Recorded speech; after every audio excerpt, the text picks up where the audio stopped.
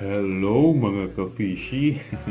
Hi guys! At update na nga po tayo sa ating day 29 dito sa La Union. Batiin ko muna ang aking pinakamamahal na magnanay. Love you so much, Bing Bing! And for my Tanya, hi Fishy!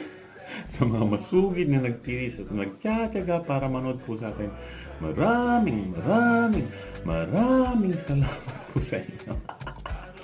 So sa ating update, halos maghapon na akong nag-stay dun sa bahay ng aking kapatid, ng aking sisi, kasi sinukat, minessure ko, trinay ko kung paano mag-fit yung gusto nilang design. Napalaban na rin tayo doon, medyo malugoy. After nun, dumiretso na ako sa aking workshop para ituloy yung mga anik-anik. Hopefully bukas hindi naman na sana dumiretso-diretso yung ulan para makapag-start na rin ako dito sa bahay. Sa ating mga ka-fishy dyan, keep safe guys, kasi ingat po kayo lagi dahil sa dire-diretso yung ulan.